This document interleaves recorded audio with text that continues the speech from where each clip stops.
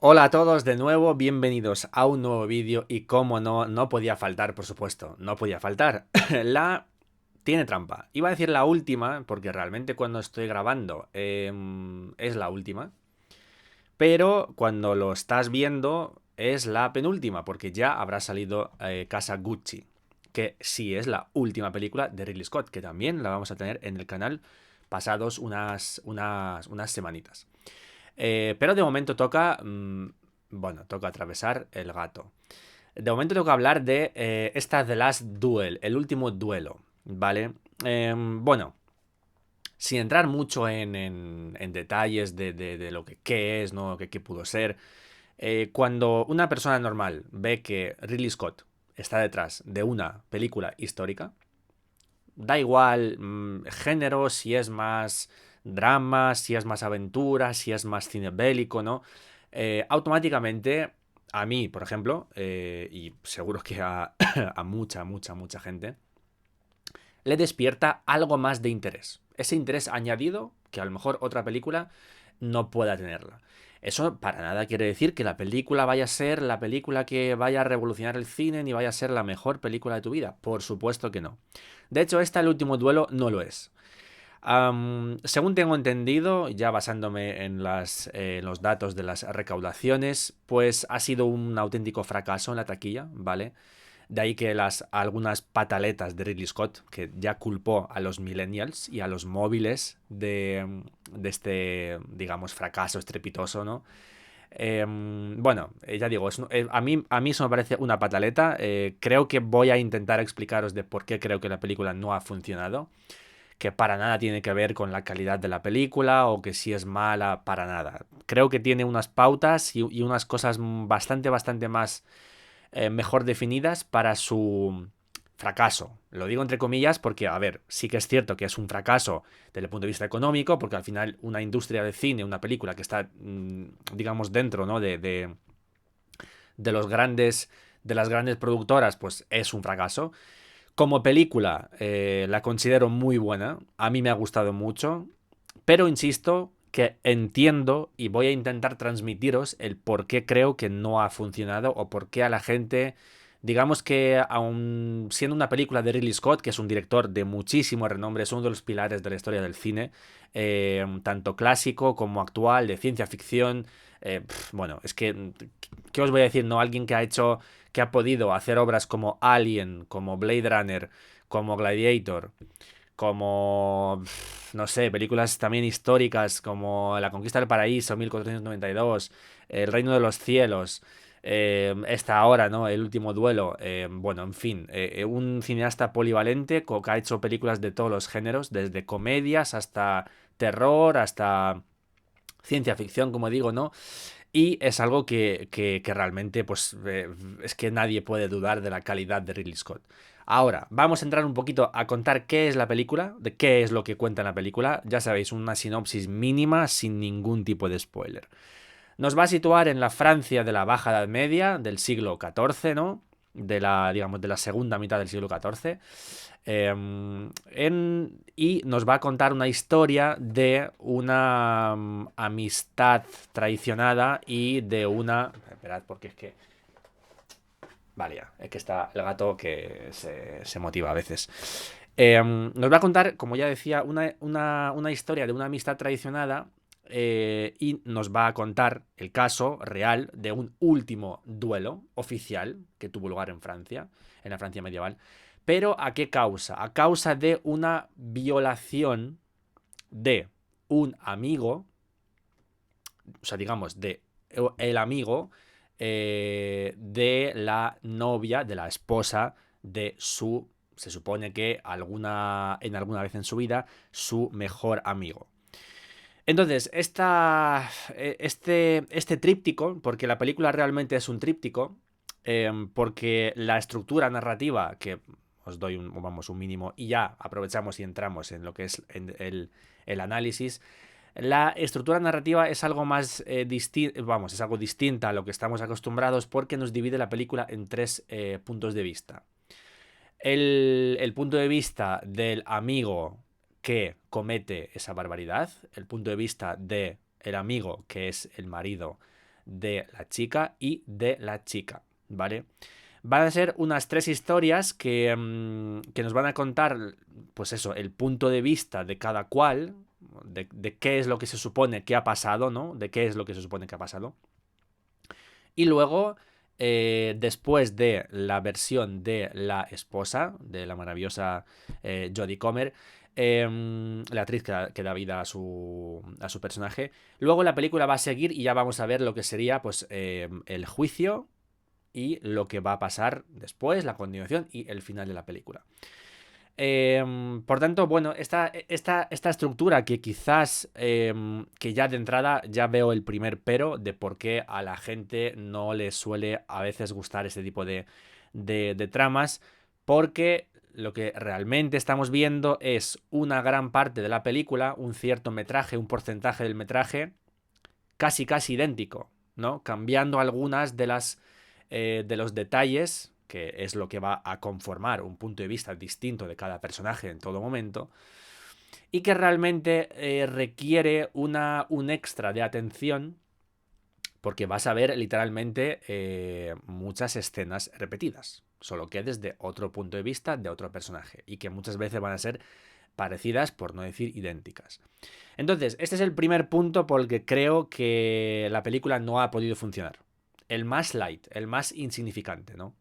Que es esa estructura o sea, digamos, esa estructura narrativa por la que se apuesta y por la que, o en la que creo que la gente, bastante gente, pueda sentirse algo, diría yo, incómoda. No incómoda desde el punto de vista que te invade o que te genera ansiedad o te genera rechazo, no, sino incómoda en el sentido de que no vas a poder o no vas a querer darle esa licencia o ese voto de confianza a la película en cuestión, ¿eh? Y eso creo que es una pena porque realmente es que al final, si te quieren contar una película y te quieren dar bien los 3 puntos de vista, pues es casi inevitable que ¿no? Es que es cuando te cuentan una historia, dos, que es lo más normal, pero supongamos que nos cuentan la misma historia 3 amigos distintos que lo han vivido desde 3 prismas distintos, pues es inevitable que cuando la escuches vayas a escuchar partes iguales, partes idénticas, parecidas y partes iguales. Entonces, achacar eso a una película que pues lo que está intentando hacer es precisamente eso, contarte distintos puntos de vista, creo que es un poco de aquella manera. Pero, insisto, entiendo que por ahí puede empezar a formarse un pequeño pues, agujerito que puede dañar a mucha gente a la hora de recibir de manera, digamos, correcta esta película y poder disfrutarla, ¿vale? Seguimos en orden ascendente de las cosas. De momento hemos ido con cosas, como ya veis, no tan positivas, sino más bien negativas, aunque no tiene nada que ver con la calidad de la película, insisto. Bueno, vamos a empezar también un poco por lo básico. Decir que, obviamente, el reparto de la película es muy bueno. Antes os he mencionado a Jodie Comer, que es la actriz que da vida pues a su protagonista, ¿no? Y luego tenemos gente como Adam Driver, Matt Damon o Ben Affleck. No sé, creo que por reparto no va a ser, ¿vale? Además, pues bueno, estos actores, pues entiendo que hay alguien que pueda decir, bueno, es que a mí este no me gusta, a mí no me gusta este, pero es muy raro que alguien diga que no le gusta ninguno de los 4, o sea, no sé, Adam Driver, por ejemplo, que es el actor estrella de este momento, está en todas las películas de Hollywood y va a estar en la película de Gucci, de Ridley Scott, también. Entonces, el reparto ya, aunque sea de manera indirecta y muy vaga, pero creo que invita, ¿no? a darle una oportunidad a esta película, a verla, que luego te guste o no, pues es otra cosa, obviamente. Siguiendo con puntos positivos, obviamente, como en todas las películas de Ridley Scott, hay que hablar de, por supuesto, de la puesta en escena y de la fotografía. No tanto desde el punto de vista estético, porque obviamente no está ni de lejos cerca de algunos cineastas para los cuales la fotografía es, no sé, crucial, como por ejemplo el maestro Stanley Kubrick, ¿vale? No estamos hablando de ese tipo de fotografía. Pero sí hablamos de un tipo de fotografía que es que le da un sentido épico, brutal, fastuoso a la película que es sencillamente brillante.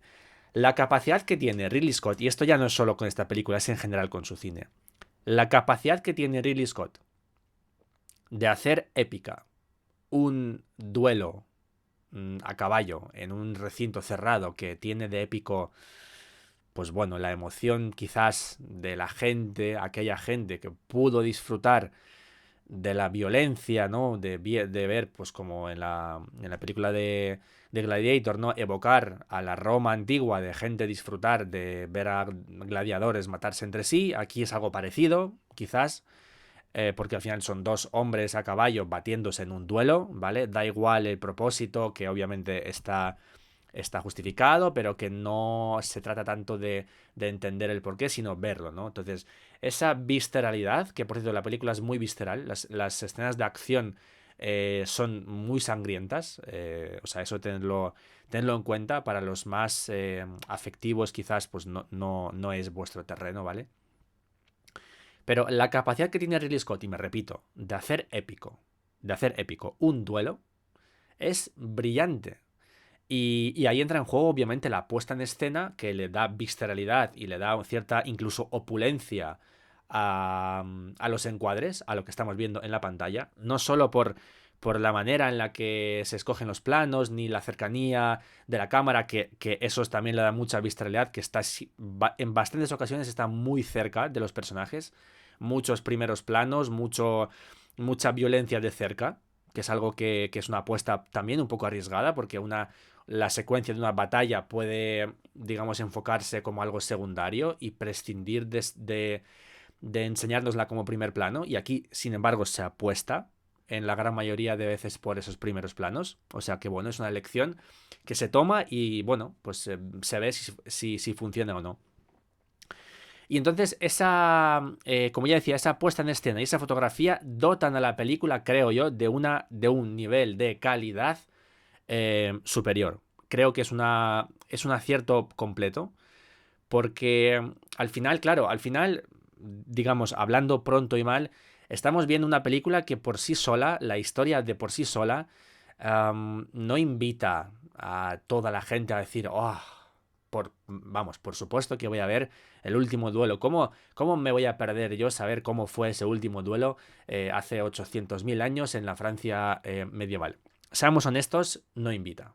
Así por sí solo el argumento no invita. Entonces tienes que, de alguna manera, cuando sabes que lo que vas a contar no es algo que vaya a invitar desde el minuto cero a muchísima gente a ver tu película, tienes que intentar inflarla para bien. Es decir, no invirtiendo quizá tanto en la publicidad, que es algo que pasó, pues no tan... no voy a decir desapercibido, porque sí que he visto carteles, he visto anuncios, he visto trailers, pero que no fue algo masivo. No fue un bombardeo, ¿no? Publicitario a los que estamos casi siempre acostumbrados, siempre y cuando la película venga de Hollywood, de alguna productora potente, de la Warner, de Sony, ¿no? de la Universal. Entonces, no pasó desapercibido, pero tampoco se invirtió una grandísima cantidad en esa publicidad. Por tanto, hay que inflar la película desde dentro. Y ahí Ridley Scott es un auténtico maestro. Y aquí creo que le sale muy bien porque consigue hacer una película que aparentemente es sin faltar al respeto, por supuesto, pero entiendo que algunas personas pueden decir que es aburrida. Consigue inflarla con esa serie de elementos que venimos hablando, ¿no? Con ese trabajo detrás de las cámaras, con esa estructura narrativa, con ese enfoque de los primeros planos, visceralidad, sangre, para elevar, ¿no? El grado de acción. Consigue realmente elevar e inflar la película para bien, para hacer de ella un producto realmente muy cercano de ser redondo. De no ser por la cosa que vamos a tocar a continuación, la película sería ya redonda al completo. Rebobinando un poco, eso lo dejamos un poco apartado, seguimos con puntos positivos hasta llegar, digamos, al punto más negativo, que vais a ver por qué lo digo entre comillas. La banda sonora, también, siempre impecable. No es el trabajo de Ridley Scott, obviamente, es el encargo que se hace siempre, pero la banda sonora está muy bien, está bastante presente y es muy acertada. Ahora, como siempre, ¿vale? Como siempre, viene el fallo, ¿vale? Y voy a intentar explicar de por qué es el fallo, entre comillas. Es el fallo que desgraciadamente tienen el 99%, por no decir 99,9%, de todas las películas del género histórico. Siendo un humilde historiador, y ya puedo hablar de este asunto con cierta autoridad, la gran parte, como ya digo, una gran parte de las películas históricas pecan de solo una cosa. Bueno, pueden pecar de más, pero de entrada pecan de una sola cosa, y es el rigor histórico. Es un tema ya tan trillado que bueno, que se pueden, trillado pero a la vez prolífico, que se pueden escribir tesis doctorales enteras analizando los errores, los tropecientos mil millones de trillones de errores históricos en las películas del género histórico, ¿vale? ¿Qué es lo que le diferencia una película histórica del documental? No lo confundamos, el documental es fin didáctico, la película al final es entretenimiento, no tiene por qué tener ese fin didáctico. Puede tenerlo, pero no está obligada. Y diréis, bueno, claro, el debate eterno, ¿no? Entre qué es lo que se debería hacer. Seguir al 100% el rigor histórico, seguir en todo momento todos los detalles, la vestimenta, la manera de hablar, el atrecho, la comida, la bebida, ¿no? La manera de celebrar fiestas, bodas, etc. O ir a por la parte que más vende, que es hacerlo fastuoso, lo que os decía antes, inflar la película. Y siempre pongo de ejemplo una película que todos habéis visto, seguro, que es la película de Braveheart, ¿vale?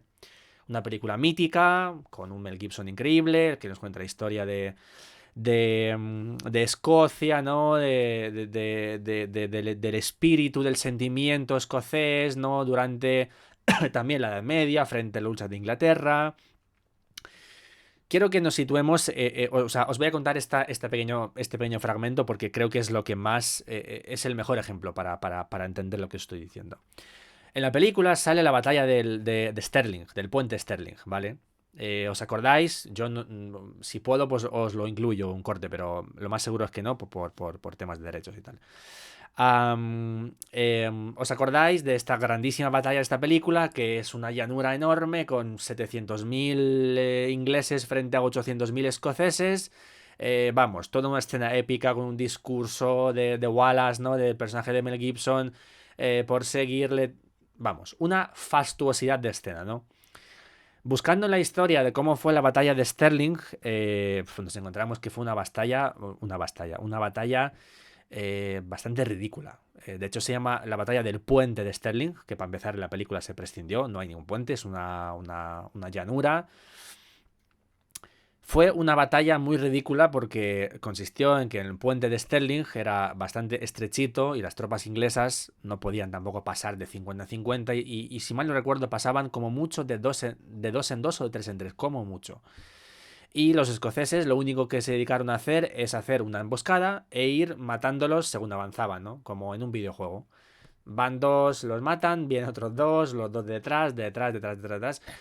Entonces fue una batalla, pues desde el punto de vista de la epicidad y de la fastuosidad, ridícula. Con perdón, ridícula porque no estoy intentando menospreciar a los escoceses que dieron sus vidas por la independencia de su país y por lo que luchaban, por supuesto que no, digo para el cine.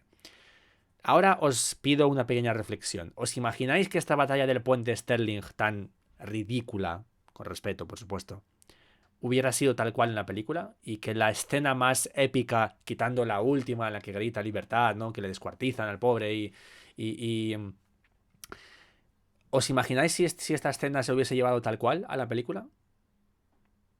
A que la película perdería mucho de su epicidad.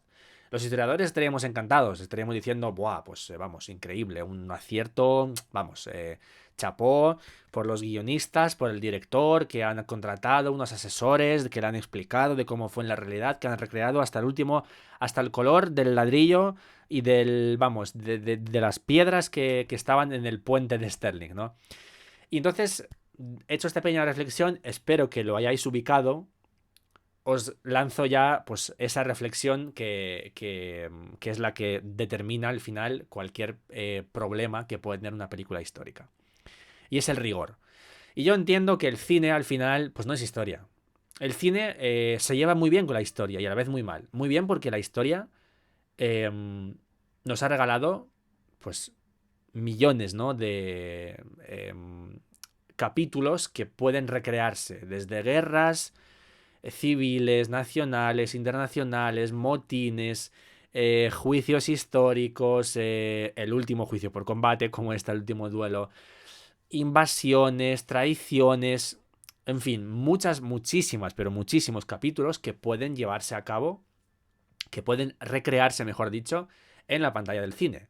Y es lo que mola, porque así también la gente pierde el miedo de acercarse a lo que es la historia, que pues por desgracia todavía hay mucha gente que se ha quedado con la imagen de que en el instituto le han hecho aprender una lista interminable de, yo qué sé, pues de los reyes visigodos o de lo que sea, y se han ido con un traumita, de diciendo que la historia es eso, es aprenderte 700 nombres de reyes y ya está. Entonces el cine hace esa labor de acercarnos a la historia, pero claro, ahí está la gran duda, de que al final el cine lo que quiere es vender, y lo que quiere es que la gente vea esa película. De poco sirve, o mejor dicho, de poco serviría hacer una película, es decir, invertir dinero en un trabajo, que luego salga con el 99,9% del rigor histórico, pero que no lo vea ni Dios, a invertir en un proyecto, una película histórica, contratar un servicio de, pues eso, de historiadores, de asesores del cine mínimo para no hacer, pues para no hacer errores garrafales, que aún así, aún contratando a algunos lo hacen, porque luego se lo pasan por el forro. Pero bueno, no hacer esa mínima inversión para, pues, ubicarte en la época y para por lo menos acertar con la vestimenta, con la comida, un poco con la manera de hablar y situarte en un periodo histórico de no confundirte cuál es el rey de turno sobre el que está contando, por ejemplo, la historia de la película, ¿no? Y luego que la película sea un éxito y que la vea mucha gente y que la gente diga me ha gustado mucho la película y que luego vengamos los historiadores pesados de turno a decir que no, mira, es que esto está mal porque este color no se llevaba o porque esto no se comía, porque así no se hablaba, así no se ligaba o así no se montaba a caballo. Y yo soy el primero en ser el pesado de turno que te va a contar 1000 cosas de por qué está mal esta película, porque le falla esto, le falla lo otro, le falla lo tercero, lo cuarto y lo quinto. Pero entiendo que el cine, que es lo que os decía antes, que el cine no es historia, el cine no son documentales, ¿vale? El cine no es Canal Historia ni National Geographic, el cine es arte, ¿vale? En última instancia. Y el arte no responde a ningún tipo de petición, obligación, demanda, ni de nada por el estilo. Y si el director quiere hacer una película y cometer en ella 700.000 fallos históricos, como pasa con Gladiator y como pasa con El Reino de los Cielos, y que luego sea un auténtico peliculón y formen parte de la historia del cine, como lo ha hecho Ridley Scott, pues lo va a hacer. ¿Y nosotros lo aplaudimos? Sí. ¿Luego los historiadores lo criticamos? También. Entonces, por eso os digo siempre, bueno, siempre no, siempre lo digo siempre que hablo con alguien de esto, pero ahora os lo digo. Por eso yo digo que el cine se lleva tan bien y a la vez tan mal con la historia. El cine y la historia es una relación por excelencia de amor-odio. Y transitan entre una cosa y otra sin parar. Entonces, cerrado este bloque, vamos a cerrar la película con una pequeña reflexión algo más técnica y luego con una reflexión algo más social. La técnica es que la gama cromática de la película es verdad que iba a decir que no invita mucho a verla, pero que realmente al revés invita, porque esos tonos grisáceos, ese ambiente algo más oscuro, algo más... Que eso también, por cierto, ya me vais a perdonar, pero ya me suelto con los errores históricos, que eso también es un problema muy grave y es un error garrafastropastoso, ya no, ni existe esta palabra. Es un error garrafal cuando se retrata la Edad Media. Los que sois especialistas en la Edad Media o los que os guste mucho la Edad Media lo vais a saber enseguida, que es que en las películas o en las series o donde sea, la Edad Media se suele retratarse como un sitio oscuro, frío, con gente estúpida, con idiotas, con mucha violencia y gracias a Juego de Tronos o videojuegos como Skyrim con dragones volando, robando a las aldeas y a las doncellas de los duques, ¿vale?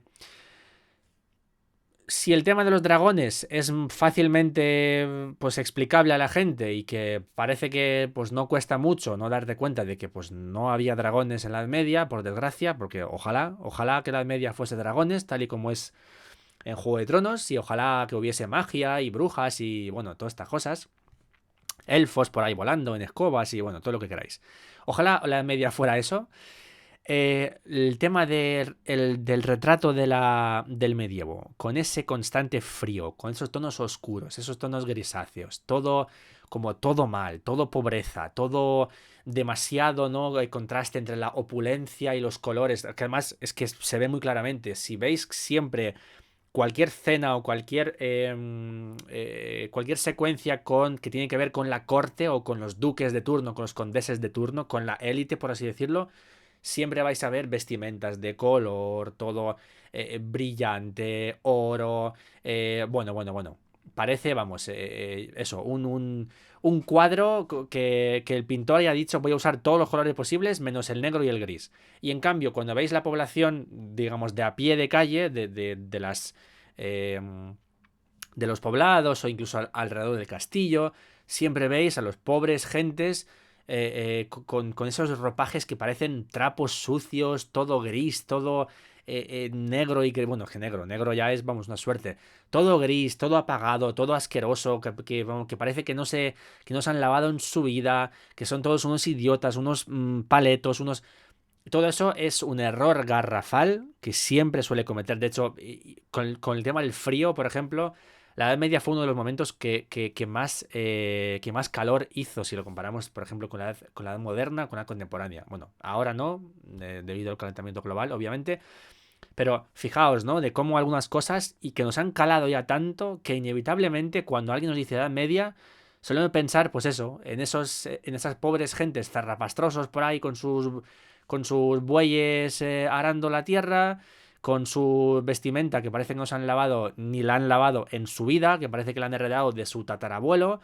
Muchísimo frío, la peste, ratas, comida de mierda, con perdón, y todo gris, todo frío, todo mal.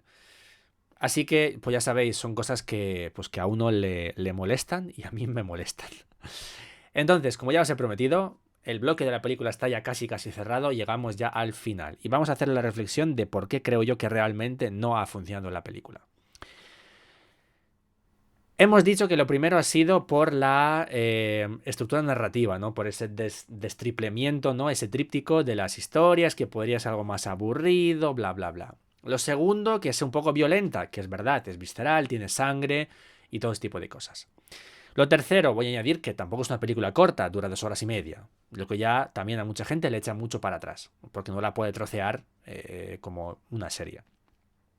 Y ahora viene la gran reflexión de la película. Es una película que sí, que no ha gustado por lo que no ha gustado. Eso es verdad. Es una película con unos tintes feministas brutales. Y no ha gustado.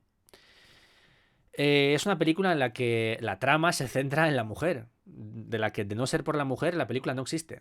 El último duelo de Francia, algo tan, ¿no? Históricamente fastuoso, por lo menos dice, es que el último fue por una mujer. La importancia de la mujer, que a veces en la historia, bueno, a veces no, que muchísimas veces en la historia se ningunea, vemos que gracias a este tipo de obras, no hablo tanto de la película de Ridley Scott, que también, sino del el hecho de recordar esos elementos, de recordar la historia real del último duelo, pero también por la película. Y que venga Ridley Scott a sus 80 y no sé cuántos años ya, y que te plante una película así, le aplaudo. Me quito el sombrero y le aplaudo. Y entiendo que a mucha gente no le ha gustado porque no está acostumbrado a ver que la importancia de la película reside en la mujer. Y esto es así. Y a quien no le guste, pues que se peine. Y ya está. Que se peine muy bien y que se compre otro peine. Es que es tal cual. O sea, realmente el peso, la importancia y también, obviamente, porque trata un tema pues muy desagradable, que es el tema de la violación. Seamos honestos, no es un tema agradable para verlo yo siempre lo digo, si la violencia mola en el cine, ¿no? Si lo que mola es partir caras, cráneos, piernas y, y- y huesos en el cine, eso es verdad que no mola verlo. Y esto es así, o sea, verla, o sea, nadie puede decir que la violación mola en el cine porque no lo es. La violencia sí. Y además si está bien tratada, ojo, que no todo tipo de violencia, no. Violencia gratuita o violencia por violencia, no. Y es un tema que hoy en día sigue siendo un tema bastante que resuena, que rechina a mucha parte de la población, sobre todo aquellos que, pues que no creen en eso y que los que se posicionan siempre del lado del agresor diciendo que, pues ya lo sabéis, no vamos a entrar en esto porque está ya más que, más que visto.